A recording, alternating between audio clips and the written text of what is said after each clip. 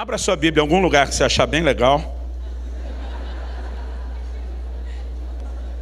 Eu falei isso num lugar onde os irmãos começaram a abrir mesmo. Acho que eles pensaram, Deus vai falar com cada um personalizado.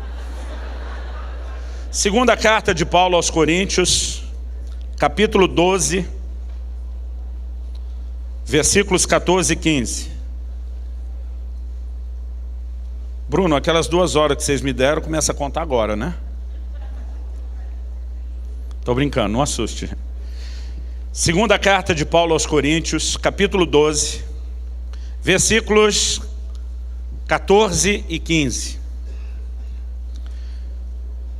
O texto diz assim: eis que pela terceira vez estou pronto a ir ter convosco, e não vos serei pesado, pois não vou atrás dos vossos bens, mas procuro a vós outros. Não devem os filhos entesourar para os pais, mas os pais para os filhos. Eu de boa vontade me gastarei, e ainda me deixarei gastar em prol da vossa alma. Se mais vos amo, serei menos amado. Pai, nós declaramos mais uma vez a nossa confiança no Senhor e na ação do Teu Espírito, o Espírito da verdade nesse lugar. Nós clamamos que o Senhor nos conduza a um entendimento espiritual e não meramente racional. Nós oramos que o Senhor nos permita ter mais do que um discurso, mais do que uma palestra, que aquela aplicação personalizada que só o Senhor pode fazer dentro de cada um de nós aconteça. Então faz parte da natureza humana buscar essa motivação nas recompensas. Além de a gente olhar e reconhecer na própria Bíblia que faz parte da natureza humana, nós precisamos entender que Deus decidiu explorar essa coisa que nós temos dentro de nós, né, de um anseio por recompensas, e o próprio Deus trabalha com um sistema de motivação que é justamente a recompensa do nosso trabalho e do nosso serviço. Em Apocalipse 22, 12, Jesus diz: eis que cedo venho, e comigo está a minha recompensa, para dar a cada um segundo as suas obras. Então nós sabemos que toda a dedicação que nós temos no ministério, ela terá uma recompensa final.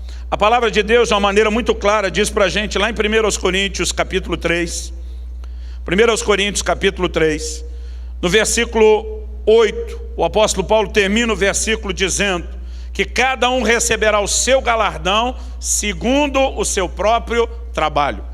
A Bíblia faz uma distinção entre salvação e galardão. Ele diz a partir do versículo 14 de 1 Coríntios 3: se permanecer a obra de alguém que sobre o fundamento edificou, esse receberá galardão. Se a obra de alguém se queimar, sofrerá ele dano, mas esse mesmo será salvo, todavia como que através do fogo. Aqui ele está dizendo que é possível alguém ser salvo, mas não ter galardão. Então galardão e salvação são duas coisas completamente diferentes. A salvação, ela não tem nada a ver com as obras.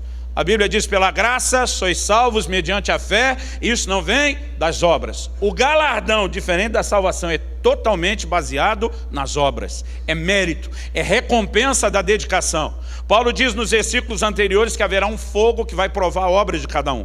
Ele fala nos versículos anteriores o seguinte, verso 12, se você ainda tiver aí com o texto aberto: contudo, se o que alguém edifica sobre o fundamento é ouro, prata, pedras preciosas, madeira, feno, palha. Ele fala de 2 tipos de construção. A diferença entre ouro, prata e pedras preciosas de um lado, madeira, feno e palha do outro, não é só a beleza da construção, é se resiste ou não resiste ao fogo. Quando o fogo vier, se a obra é de madeira, feno ou palha, ela vai ser consumida. Se for resistente ao fogo, se ela durar, se ela sobreviver, então a Bíblia diz que tem recompensa. E é exatamente depois disso que ele diz: se permanecer a obra de cada um, haverá galardão. Então nós reconhecemos de um lado tanto a necessidade do homem de encontrar motivação e buscar recompensa, e Deus também trabalhando não só de uma forma que revela a sua justiça, mas que motiva o coração do homem, oferecendo recompensa. Porque eu estou começando pela questão da recompensa? Porque eu e você precisamos entender o quanto isso é sério, o quanto isso é importante, e a ponto do próprio Deus decidir trabalhar com isso. Então se você perguntar: pastor, buscar a recompensa é errado? Não. E ao mesmo tempo eu diria: pode ser. Porque muitas vezes o que eu e você precisamos analisar não é apenas se uma coisa é certa, é a motivação do nosso coração em fazer algumas coisas que podem ser classificadas como certas. Por exemplo, um dia alguém me perguntou: pastor, é errado sonhar ser rico? Eu falei: depende. Algo que eu aprendi a respeito dos sonhos, eu queria abrir um parênteses e enfiar isso rapidinho aqui dentro da ministração, é que eu entendo na palavra de Deus que há dois tipos de sonhos. Aprendi isso com um pastor que me discipulou, o pastor Harold McLeod, e ele um dia apresentou para nós, baseado naqueles dois sonhos que José interpreta, do copeiro de Faraó e do padeiro de Faraó, algo interessante. Eu lembro que ele disse para a gente: o sonho de um o promoveu e o sonho de outro o matou. Às vezes a gente fica valorizando o sonho meramente em si, mas dependendo do tipo de sonho vai te promover, dependendo do tipo de sonho vai te matar. Quais as características do sonho que promoveu o copeiro? Ele disse, sonhou que ele ia num ramo da videira, colhia as uvas, espremia num copo e servia a Faraó. Essa é a característica do sonho. Resumindo, e o propósito não é gastar tempo nisso, mas só resumindo, a videira, ela representa claramente o Senhor Jesus. Ele diz: eu sou a videira verdadeira, vocês os ramos. Ele mostra que a nossa única capacidade de frutificar é estando ligado nele. Todo sonho que nos leva a buscar em Cristo recursos que não são nossos, não são habilidades pessoais, são coisas que nós buscamos nele. Todo sonho que nos leva a pegar os recursos dele, não para nós mesmos, mas para espremer num copo e servir aos outros, é o tipo de sonho que vai nos conduzir à vida. Agora, o sonho do padeiro, 3 cestos de pães, a Bíblia diz, arte de padeiro. O sonho do padeiro, diferente do copeiro, ele não está buscando o que é de Cristo. Ele está colocando para fora a sua habilidade. E a razão pela qual ele põe o melhor de si na vitrine é porque, normalmente, esse não é o tipo de sonho que nos leva a servir os outros. É o tipo de sonho que nos leva a buscar reconhecimento. É um tipo de sonho cuja motivação é egoísta, é interesseira. Provavelmente esse é o tipo de sonho que pode te matar. Então a questão não é se o cara sonha com ministério ou se ele sonha ser rico, é por que estamos sonhando o que estamos sonhando. Lidar com motivações do coração é um grande desafio. Porque alguém pode olhar e dizer, eu sonho com o ministério que cresça. E se você me perguntar, eu acho que todo mundo deveria, de alguma forma, sonhar com avanço, com crescimento e com progresso. Agora, a questão é, o que está nos fazendo sonhar algumas coisas? E por que eu e você precisamos fazer essa pergunta? Se Deus trabalha com recompensas, e o homem é movido a isso, então é errado buscar recompensa? Não, mas errado pode ser o que e o porquê nós estamos buscando. Se eu te perguntar aqui, você acha errado alguém desejar fluir no Espírito Santo? Nos dons, mover? Você acha errado? Alguém aqui acha errado?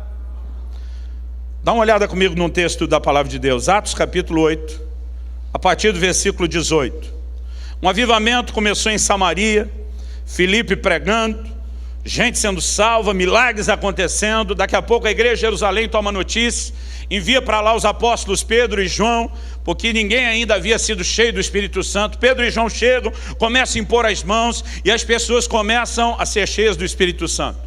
Tem um camarada, aliás, o capítulo 8 de Atos, eu acho que mais do que falar da história de Filipe ou do que aconteceu em Samaria, talvez ele gaste mais versículos falando de Simão, um certo Simão mágico, do que qualquer outra personagem que aparece nessa história. E o texto diz em Atos 8:18, vendo, porém, Simão, esse cara que antes era um mágico, conhecido, se você olhar alguns versículos anteriores, verso 9 diz assim, ora, havia certo homem chamado Simão, que ali praticava mágica, iludindo o povo de Samaria, insinuando ser ele grande vulto, ao qual todos davam ouvidos, do menor ao maior, dizendo, esse homem é o poder de Deus chamado grande. Aderiram a ele, porque havia muitos iludiram com mágicas. Quando, porém, deram crédito a Filipe, que os evangelizava a respeito do reino de Deus e do nome de Jesus Cristo, iam sendo batizados assim homens como mulheres. O próprio Simão abraçou a fé, e tendo sido batizado, acompanhava Filipe de perto, observando extasiados os sinais e grandes milagres praticados. Agora, esse mesmo Simão, quando os apóstolos chegaram e começaram a impor as mãos e as pessoas ser cheias do Espírito Santo, diz o verso 18, vendo, porém, Simão, que pelo fato de imporem os apóstolos as mãos, era concedido o Espírito Santo, ofereceu-lhes dinheiro, propondo: concedei-me também a mim esse poder, para que aquele sobre quem eu impuser as mãos receba o Espírito Santo. Pedro, porém, lhe respondeu: o teu dinheiro seja contigo para a perdição, pois julgaste adquirir por meio dele o dom de Deus. Não tens parte nem sorte nesse ministério, porque o teu coração não é reto diante de Deus. Você pode repetir isso comigo? Diga: porque o teu coração não é reto diante de Deus. Verso 22, arrepende-te, pois, da tua maldade, roga ao Senhor, talvez te seja perdoado o intento do coração, pois vejo que estás em fel de amargura e laço de iniquidade. Talvez te seja perdoado o intento do coração. Se você perguntar para qualquer pessoa que eu perguntei a vocês antes, é errado querer fluir no Espírito Santo? Nós vamos responder não, porque a gente pensa só naquilo que será feito. Mas quando esse camarada ofereceu dinheiro a eles, na atitude de oferecer dinheiro, ele mostra que o coração não era correto. O que está por trás dessa oferta que ele faz a Pedro e João? Irmão, quem esse camarada era antes de converter? Ele era o cara naquela cidade. Até Filipe aparecer, ele mandava e desmandava, ele era a maior influência, ele era o cara admirado, respeitado, quase que cultuado. Mas quando Filipe vem pregando o evangelho, Filipe entra no cenário com tanto poder que ofuscou completamente esse camarada. Ele abraçou também a fé, também se converteu, até ele está olhando para Filipe babando, empolgado com tudo isso. Daqui a pouco Deus leva Filipe embora e chegam uns caras que tem umas manifestações que nem o Filipe tinha. E esse camarada começa agora a enxergar, na perspectiva da fé cristã, do novo universo pós-conversão, algo que se mistura com motivações lá dentro que talvez nem ele fizesse uma clara leitura, que dão a ele o desejo de hoje, dentro da fé e diante das oportunidades do ministério, voltar a brilhar do mesmo jeito que ele brilhava antes, voltar a aparecer da mesma forma que ele aparecia antes, voltar a estar em evidência da mesma maneira que ele estava antes. Então a pergunta, querido, não é o que fazemos, é por que queremos determinadas coisas. A motivação do coração é algo muito sensível, é algo muito delicado. Então, embora o próprio Deus trabalhe com recompensa, sabe que o homem tem essa inclinação, eu e você precisamos nos questionar profundamente. Qual é a recompensa? O que é aquilo que me motiva a fazer a obra do ministério?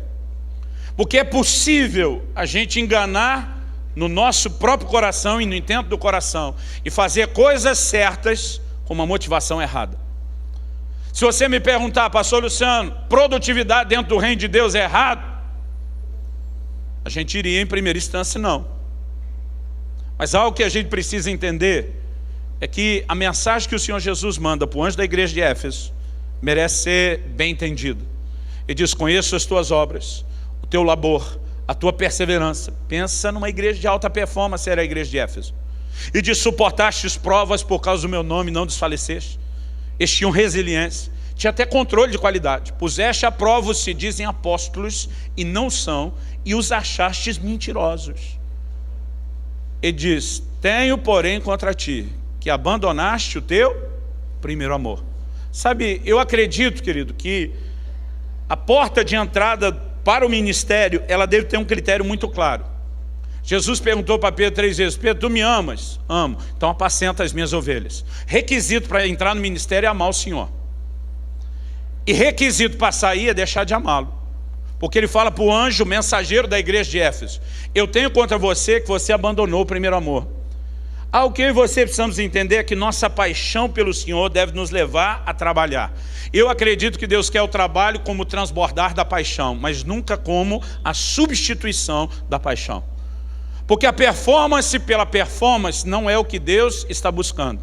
Quando eu e você nos descobrimos trabalhando e nossas motivações já foram comprometidas e nos encontramos num lugar como esse, onde o que nós estamos fazendo já não é por amor a Ele, já não é por paixão a Ele, Ele está dizendo: ei, ou você se arrepende de não me amar como deveria me amar, ou eu tiro de você o seu candeeiro.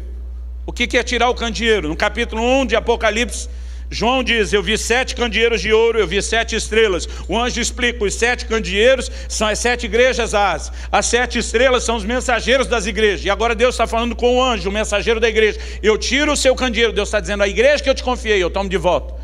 Porque Deus está dizendo, o que eu esperava de você não era meramente performance. O que te moveria a performance deveria ser a paixão por mim. E se não há paixão por mim, eu dispenso a performance. Então nós precisamos, querido, de tempos em tempos parar e questionar o que motiva o meu coração. O que me leva a fazer determinada coisa. O que eu estou sonhando quando eu penso no ministério. E eu não quero tentar tirar o gás de ninguém, pelo contrário. Eu espero que você saia mais empolgado para servir a Deus. Mas nós precisamos aprender a colocar o combustível correto dentro de uma visão específica que eu e você precisamos ter. E acredito que uma das coisas que mais são necessárias na vida de um líder cristão é entender que o que Deus nos chamou a fazer é baseado numa visão de paternidade. O apóstolo Paulo diz, eu não estou atrás dos bens de vocês. Eu não estou atrás de nenhum retorno que vocês possam me proporcionar. Não importa se vocês vão me reconhecer, não importa se o meu investimento em vocês tenha um retorno pessoal ou não. Ele diz, na verdade, não são os filhos que entesouram para os pais. Apesar da Bíblia dizer que os filhos têm uma responsabilidade com seus progenitores na velhice, Paulo está dizendo, são os pais que entesouram para os filhos. São os pais que deixam um legado para os filhos. Eu lembro de um dia que meu filho falou para mim, ele tinha um trabalho para fazer da escola, e bendito para sempre seja o professor que deu esse trabalho para ele. Eu abençoo ele, a sua linhagem para sempre. Meu filho chegou um dia e falou, pai, o professor mandou a gente fazer um trabalho. Falei, qual o trabalho? Ele falou, a gente tem que sentar com os nossos pais e descobrir quanto custa cada filho por mês. Eu falei, legal. Ele falou, como é que vai apresentar isso lá? São em valores? Ele falou, não, eles são em percentuais. Mas antes da gente apresentar os percentuais, ele quer que a gente descubra os valores. Falei, então vamos lá. Ele deu alguma sugestão de como lidar com algumas despesas. Falou, olha, se paga aluguel, prestação da casa, divide pela quantidade de pessoas. Ele deu essas sugestões e algumas outras estão em aberto. Então eu falei, vamos lá. Sua mensalidade na escola, vamos começar pela escola, custa tanto. Então isso custa por mês. Eu falei, não, você tem uniforme e material, que durante o ano é tanto, dividido por 12 é tanto. Ah, legal, mas você não vai e volta todo dia a pé. Então nós temos que colocar algo mais. E aí nós fomos. Pega a conta de luz, pega a conta de água, pega telefone, pegamos todas as despesas. Lá em casa nós somos em 4 e rateando tudo por 4. Irmão, pensa no menino, foi ficando desesperado. Eu fui fazendo a lista de todo. E eu falei, estou botando aqui só o orçamento básico, padrão. Não estão colocando passeio, festa, nada disso. Quando nós chegamos a uma preliminar, eu lembro que ele botou as mãos na cabeça, ele entrou em desespero. Ele disse, pai, custa muito caro ter um filho. Eu falei, imagina 2. Ou outros que têm uma coleção de filhos aí. Gente, alguma coisa aconteceu na cabeça daquele menino, lá no sul a gente diz daquele piá, Alguma coisa aconteceu. Eu lembro de um dia, ele falou, pai, um dia eu vou devolver tudo sem investir. Eu falei, vai nada. Hoje tu não tem dinheiro para isso. E quando tu tiver dinheiro para isso, tu vai ter um filho que vai arrancar tudo o que você poderia me devolver. Eu falei, é exatamente assim que funciona. Agora, você conhece algum pai? Eu tive que fazer esse cálculo por causa do trabalho dele na escola. Senão, nem eu nunca teria feito.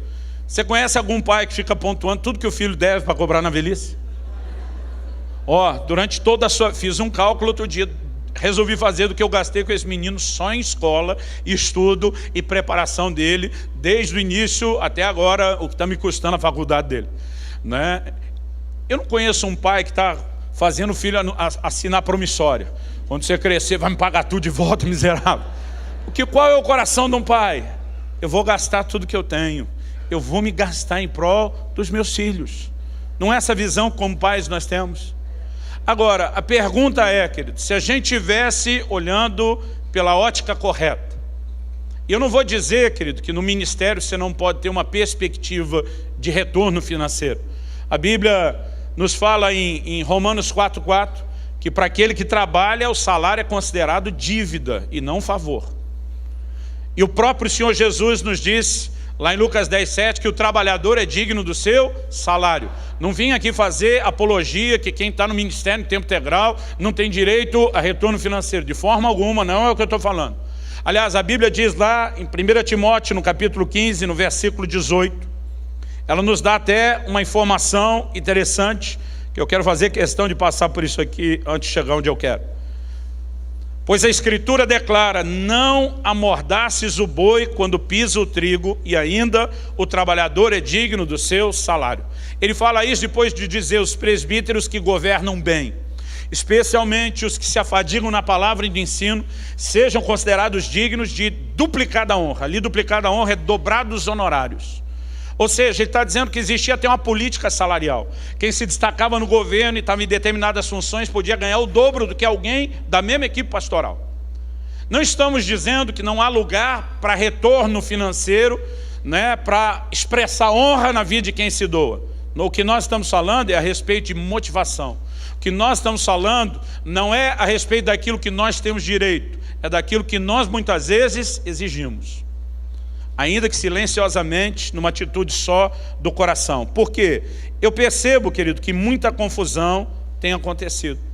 Se a igreja, por um lado, começou a acordar e entender que não existe nada na Bíblia que dê base ou fundamento para dizer que alguém que está no ministério tem que viver só que nem prego, levando a cabeça, né? Em vez de ter aquela vida de glória em glória, de miséria em miséria. Se por um lado não tem isso, por outro lado, há outras advertências na Bíblia, que a nova geração, que começou a se sentir muito confortável com essa valorização da honra, tem outras questões que às vezes nós estamos deixando de lado.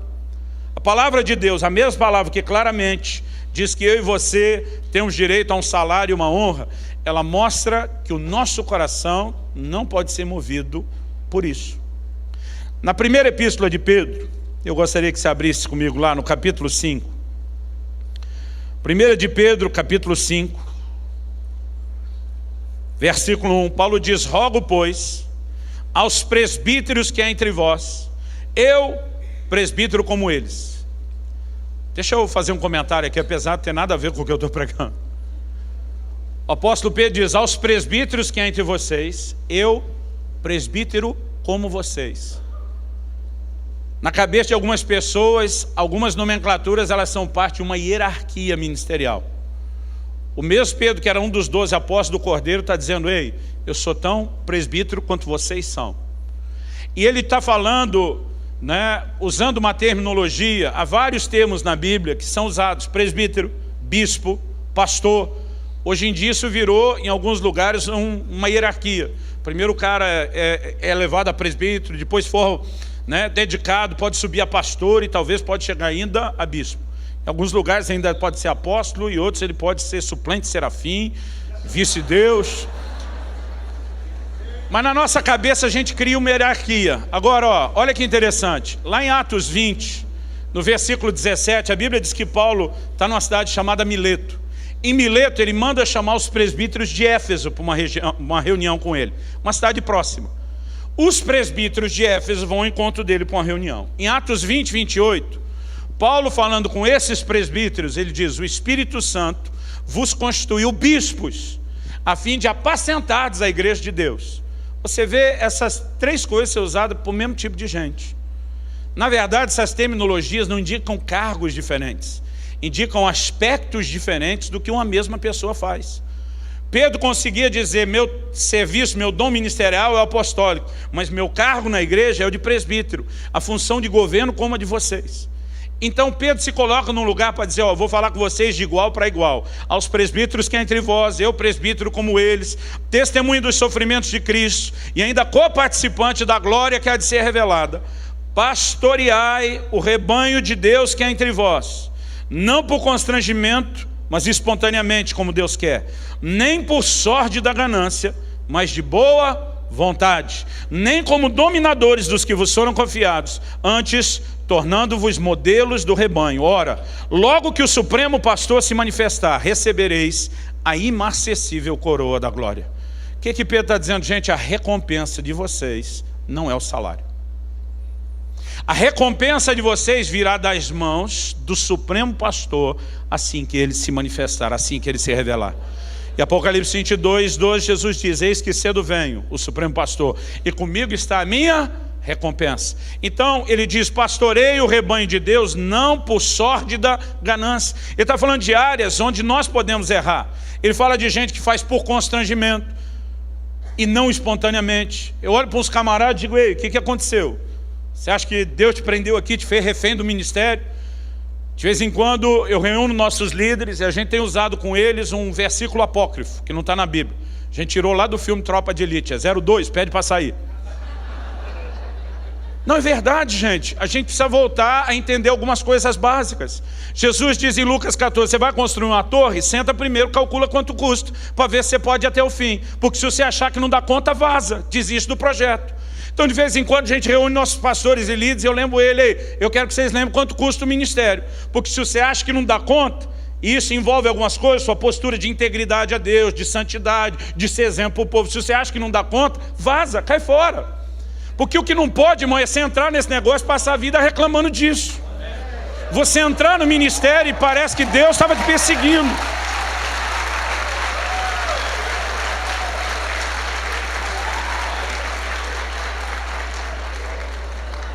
Quando eu era garoto, a gente olhava para os homens e mulheres de Deus que se destacavam. Eu acho que é uma grande diferença, irmão, de uma geração para outra. Eu não sou assim tão velho como o pastor Bruno, mas eu já sou parte, eu já me sinto parte de uma outra geração. As coisas mudaram muito. Quando eu era garoto, a gente olhava para os homens e mulheres de Deus de destaque e a gente queria ser o que eles eram. Hoje eu olho para a nova geração e a conversa que eles têm conosco, eles querem ter o que a gente tem. É completamente diferente. A gente queria ser o que os homens de Deus eram. As pessoas querem ter o que nós temos hoje. Um dia desse o cara falou: ô pastor, eu queria ser um homem de Deus que nem você. Fiquei até feliz. Falou: voar de avião toda hora, ficar nos melhores hotéis, conhecer o mundo. Eu fui murchando, falei: irmão, por que você quer ser que nem eu? Vai ser um guia turístico, ué? Vai ter tudo a mesma coisa. O que motiva o nosso coração? Irmão, eu oro que Deus te abençoe, se possível até o salário. Mas eu vim te dizer o seguinte: se você está exercendo o ministério pensando só numa recompensa terrena, você está profundamente equivocado em termos de motivação. Nós precisamos repensar alguns princípios, porque eu não sei você, querido, mas de vez em quando eu vejo pessoas que parecem não entender a diferença entre um pastor e um mercenário. Evangelho de João, capítulo 11. Perdão, capítulo 10. João, capítulo 10, versículo 11. Jesus diz: eu sou o bom pastor. O bom pastor dá a vida pelas ovelhas. Você pode repetir isso comigo? Diga: o bom pastor dá a vida pelas ovelhas. Agora olha o 12. O mercenário que não é pastor, a quem não pertence às ovelhas, vê vir o lobo, abandona as ovelhas e foge. Então o lobo as arrebata e dispersa. O mercenário foge porque é mercenário e não tem cuidado com as ovelhas. Ele olha e diz: vale a pena morrer por isso aí não. Então, a hora que o lobo aparece, ele vaza. Jesus diz: o bom pastor dá a vida. Quando Davi está diante de Saul dizendo: eu já me atraquei com um urso, com um leão, irmão, não é porque era o hobby dele, mas ele entendia o nível de responsabilidade que ele tinha com as ovelhas. Isso aqui é uma missão de vida, e eu morro por isso se for necessário, eu vou até o fim, eu me dou a essas ovelhas. Jesus está dizendo: essa deveria ser a visão do bom pastor. Agora, hoje em dia, querido, eu vejo pessoas que não têm a menor noção do que é ser orientada, por exemplo, por propósito. Eles são orientados por oportunidades. Um dia desse alguém me perguntou: pastor Luciano, é verdade que você recebeu o propósito de fulano e fulano? São dois líderes de muita expressão e respeito na nação, para trabalhar com eles, na equipe deles. Falei: é. Falei: e você não aceitou? Falei: não. Ela falou: você está maluco? Falei: maluco por quê? Quem rejeita uma oportunidade dessa? Eu falei: quem não é orientado por oportunidade, quem é orientado por propósito. Deus me chamou para estar onde eu estou. Deus me chamou para estar fazendo o que eu estou fazendo. Eu não posso, porque apareceu uma oportunidade melhor, trocar o propósito pela oportunidade. Irmão, esse é o problema de muita gente. Ele às vezes não persevera dentro de um propósito. Esse negócio está difícil, a igreja não rompe, aí recebe uma proposta de outro, salário é maior, larga tudo e corre para lá. Para daqui a pouco, se receber outra proposta, também largar aquilo. A pergunta é, irmão, o que está motivando você? É impossível você andar dentro do plano e do propósito de Deus e não prosperar. É impossível você andar dentro do plano e do propósito de Deus e não prosperar. Eu vou dizer isso de novo. Normalmente a gente fala do Jacó, quando agarrou o anjo, na hora de passar o val do Jaboque, não te deixarei ir enquanto não me abençoares. Todo mundo lembra desse episódio? O que a maioria de nós não lembra é que Jacó roubou a fala de Deus. Porque antes dele ter que passar esse val de Jaboque, quando ele estava saindo de casa, lá em Betel, e ele deita e tem um sonho, o Senhor diz: não te deixarei enquanto não cumprir o meu propósito, e eu vou te abençoar. Muito antes do Jacó dizer: eu não te largo se você não me abençoar, Deus está dizendo: eu estou na sua cola para te abençoar, desde que você ande no propósito. Nós precisamos entender, querido, o que é trilhar o propósito. Agora, quando Deus nos chama a um determinado lugar, ou posição de serviço, ou mesmo um lugar geograficamente, nós precisamos entender, em primeiro lugar, estamos servindo a Ele. Em segundo lugar, Deus nos estabelece naquele lugar, para além de servir a Ele indiretamente, servir também aquelas pessoas. E se eu e você, querido, não tivermos essa visão de nos doar como um pai, e Paulo estava dizendo isso, eu vou me gastar, vou me deixar gastar por vocês, porque são os pais que entesouram para os filhos. Outro dia eu ouvi uma boa definição do que é o ministério. Alguém disse: olha, o ministério é algo parecido com a vela. Você vai queimando, queimando, queimando, até que se consuma completamente para iluminar os outros. E o ministério é algo parecido com isso. A gente se doa, a gente se desgasta, a gente se consome naquilo para oferecer luz para os outros. Mas há algo que eu e você precisamos de fato nos questionar. A gente espera na vida real, fiz essa pergunta antes, que os filhos nos paguem investimento? É claro que não. Agora, a mesma dedicação que nós temos a um filho, a mesma paciência que nós temos para com o filho. Eu lembro de uma ocasião, meu filho era bem pequenininho, eu não me lembro exatamente o que ele fez, e eu brincando falei: que isso, Israel? Parece criança? Ele olhou para mim e falou: pai, eu sou criança. Como que ele disse? O senhor vai ter que ter paciência mesmo. A mesma paciência que a gente tem com os filhos, à medida que vamos trabalhando, esperando que eles cresçam, que entendam os princípios, que funcionem, a gente também deveria ter, querido, dentro do ministério. A diferença é que é mais fácil você olhar para uma criança que é criança de verdade, literalmente, do que enxergar uma criança espiritual e emocional dentro de um adulto novo convertido. Às vezes a gente só perde a perspectiva. Em Gálatas 4,19, Paulo diz: meus filhinhos, pouquinho de novo sinto dores de parto, até que Cristo seja formado em vós. Ele usa terminologias da linguagem de gerar e criar filhos no natural e aplica isso também para o espiritual. Mas o coração que eu e você deveríamos ter é exatamente esse.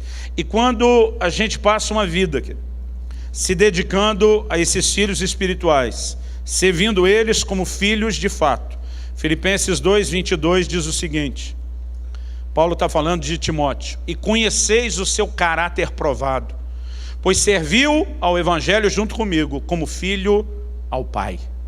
Eu entendo que quando eu e você servimos como os pais, aqueles que nós cuidamos também nos servirão como filhos. Nós precisamos, querido, de uma mentalidade que seja refinada nesse sentido. Por que eu estou dizendo isso? Uma das coisas que eu mais ouço da boca de pastores, andando, viajando, pregando por aí, eu corro esse Brasil todo já faz tempo. Uma das frases que eu mais ouço ultimamente, não sei se um copia o outro, se é uma questão de modismo, se é coincidência, mas é pastor desabafando as coisas que ele está passando, as lutas que ele está enfrentando. E normalmente a bendita frase que eu ouço de alguns é: eu não preciso disso. Pastor, eu não tenho que engolir desaforo, eu não preciso disso. Não preciso viver com um salário desse, não preciso. O que normalmente ele não percebe é que com aquela fala ele está denunciando o coração. Porque eu tenho dito para alguns: meu querido, se você está nesse lugar dizendo, eu não preciso disso, não preciso engolir desaforo, eu não preciso, deixa eu te dizer, você também não precisa estar no ministério, cara, cai fora. Outro dia eu estava numa reunião de pastores e foi pedido para cada um falar algo da sua cidade. Um falou, nós estamos no lugar que é assim a maior concentração de roubos, de assalto, de tráfico de droga. Tá? O nosso desafio é esse. Aí outro falou, olha, nós não estamos muito longe deles ali não, mas o nosso maior problema ali é prostituição, é isso e aquilo. Aí outro começou a falar, não, nosso ali é o cultismo, é terreiro da com pau. E os caras, irmão, parecia uma competição de desgraça. Quem estava no pior lugar, aí chegou uma hora, eu estava me segurando, mas não tinha chegado minha vez. Aí um camarada, antes de chegar a minha vez, levantou e falou, gente, não estou entendendo. Quando foi pedido para falar de onde é que vocês estão, não é para falar de dificuldade apenas, é para falar de perspectiva, de visão, o que você enxerga, o que você sonha, o que você vai fazer. Ele falou, deixa eu perguntar para vocês, vocês estão lembrando que Deus chamou vocês para ser sal e luz? Vocês queriam estar na terra só de crente, para não ter trabalho nenhum, para ter gente só perfeita, só ter santo? O que é que vocês queriam quando foram para o ministério? Aí pensa num silêncio constrangedor e eu dentro de mim.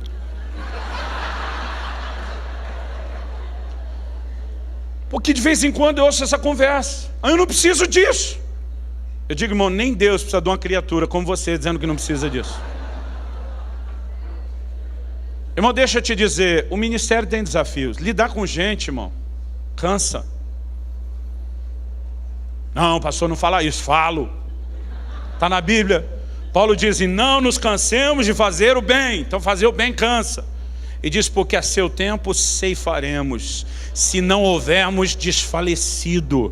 Irmão, deixa eu te dizer, a sua recompensa não é terrena. Deus pode te dar honra, Deus pode te dar provisão, pode te dar colheita de tudo que você plantou, mas isso ainda não é a sua recompensa.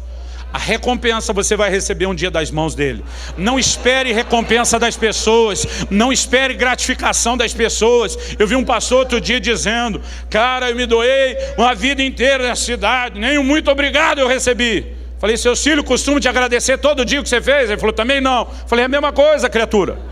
Se você olhar para esse rebanho como filho, se você tiver o mesmo coração de serviço sem esperar nada em troca, você não vai ter nenhuma expectativa frustrada depois. Agora, parte da frustração que muitos de nós carregamos, e toda frustração, querido, ela é proporcional à sua expectativa. Tem muita gente frustrada no ministério, não é nem por falta de resultado, é porque ele está esperando algum tipo de retorno que nem Deus nunca prometeu. Ô pastor, é difícil lidar com gente, um cara falou para mim outro dia. Falei, até Jesus está de acordo com você. Jesus virou para os dois e falou, até quando vos sofrerei? O que você acha que ele está dizendo? Até quanto tempo mais eu tenho que aguentar os 6 cambadas? Falei, se Jesus, que era Jesus, chegou a esse desabafo, você acha que eu e você não vamos pensar a mesma coisa? Agora, nós nunca pensamos isso com os filhos. Irmão, teve noite que eu acordava de madrugada para trocar as fraldas do menino e pensava, fazer filho é bem mais legal do que cuidar. Isso vai passar na cabeça de todo mundo. Mas a gente está lá, tem que se doar, tem que arrancar força, tem que se desdobrar e dizer, agora eu vou cuidar dessa criatura. E um dia eu vou me vingar quando eu tiver um neto e ele tiver que acordar à noite para cuidar dele. Se a gente pensar com a mesma simplicidade, eu acredito que nós vamos conseguir filtrar algumas das nossas motivações. Vira para o irmão ao seu lado, faz a melhor cara de crente que você puder. Fala para ele, a sua recompensa não vem das mãos de quem você está servindo. Vem das mãos do Senhor Jesus.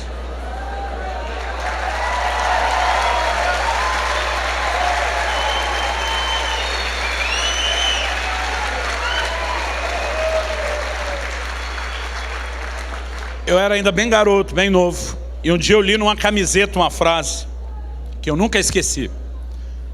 Acho que a melhor tradução seria essa: servir a Deus. O salário pode não ser lá essas coisas, mas a aposentadoria é coisa de outro mundo. Irmão, o salário pode até não ser lá essas coisas, mas a aposentadoria é coisa de outro mundo. E eu e você precisamos de fato ter a atitude e a postura correta. E segundo aos Coríntios, no capítulo 8 e no versículo 5, o apóstolo Paulo fala a respeito de um povo. Ele diz, fizeram não somente como nós esperávamos, mas também deram-se a si mesmos, primeiro ao Senhor e depois a nós, pela vontade de Deus. Eu não estou dizendo, querido, que não vai ter gente debaixo da nossa liderança que além de se doar ao Senhor, também não se doe a nós. Eu não estou dizendo que nunca vai ter gente que honre, que reconheça ou que agradeça. Eu estou dizendo que eu e você não precisamos esperar por essas coisas para fazer o que Deus nos chamou a fazer. Quando nós somos orientados pelo propósito de agradar ao Senhor Jesus, tudo muda. Atos 20, 24, o apóstolo Paulo diz: em nada tenho a minha vida como preciosa, contanto que eu complete a carreira e o ministério que recebi de nosso Senhor Jesus, de anunciar o evangelho da graça de Deus. Ele está dizendo, não importa, minha vida não é importante. Ele diz, o que eu preciso é cumprir o meu chamado e o meu propósito. E sabe, querido, quando eu e você estamos tão focados nesse propósito, a gente vai enfrentar com motivação o que aparecer no meio do caminho. Paulo e Silas, diz a Bíblia, estavam indo a um lugar de oração. Enquanto estavam indo no lugar de oração, aparece uma mulher com espírito de adivinhação. A Bíblia diz que eles expulsam o demônio da mulher. Por causa disso, a mulher deixou de adivinhar, de dar lucro aos seus senhores. Por causa disso, eles foram presos. Agora os caras estão lá na cadeia. A maioria de nós, quando a circunstância muda, fica desanimado. A Bíblia diz lá pela meia-noite, os dois não dormiam, não deixavam ninguém dormir. A Bíblia diz que eles faziam o quê? Oravam e cantavam louvores. Eu imagino Paulo dizendo para Silas, cara, nós não estávamos indo orar antes de acontecer essa parada toda? Estava. Ele diz, o cenário mudou, a rotina mudou, mas o propósito permanece intacto. Nós vamos orar aqui dentro mesmo. Sabe, querido, quando você é orientado por propósitos, não importa as circunstâncias que você está enfrentando, você consegue simplesmente adaptar dentro de qualquer circunstância a manifestação e o cumprimento do propósito. E nós precisamos disso. O apóstolo Paulo recebe uma palavra profética de Ágabo. Ele diz, Ágabo tira o cinto, amarra Paulo e diz, assim farão com o dono desse cinto em Jerusalém, vão prendê-lo. Quando Ágabo deu a palavra profética, os irmãos em volta começam a dizer, pelo amor de Deus, não vá para Jerusalém. Paulo diz, gente, para de chorar, eu vou para Jerusalém. Já vi pregador dizer, Paulo foi teimoso, rebelde, não ouviu orientação de Deus. Irmão, nem Ágabo falou para ele não ir. Ágabo falou, assim farão ao dono desse cinto, vai acontecer. Ele não falou, olha, pode acontecer isso, não vá. Ele disse, vai acontecer isso. Agora, a turma ouviu o que vai acontecer, porque a gente é orientado por circunstâncias, normalmente, não por propósito. Os caras começam a dizer, não vai, não vai. Deus não está dizendo para Paulo não ir. Paulo diz, gente, o Espírito Santo me assegura que de cidade em cidade o que me esperam são cadeias e tribulações. Ele já me avisa antes o que vai acontecer, não é para que eu fuja. Ele só quer que eu saiba o preço da minha obediência.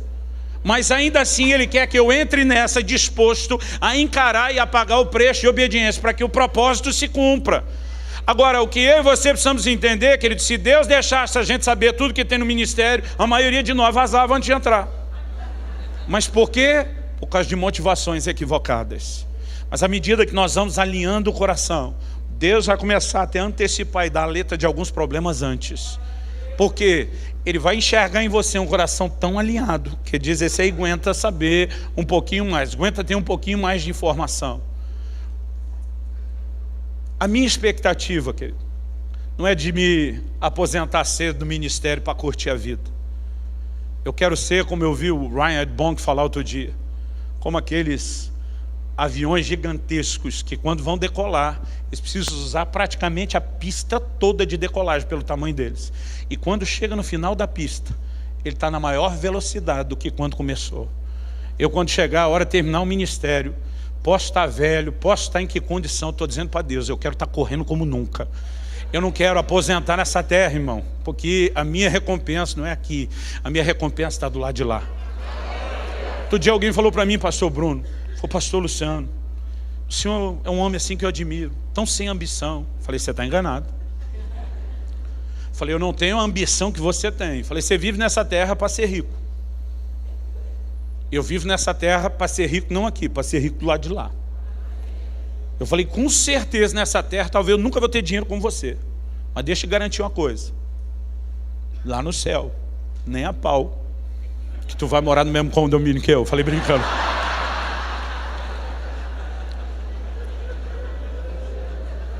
Eu sonho com a recompensa, irmão. Mas eu entendi que ela não é terrena. Irmão, eu tenho uma vida maravilhosa. Eu levanto a mão para o céu todo dia. Eu não estou dizendo que a gente vive só de sofrimento, não. Mas eu acredito que isso não é a recompensa.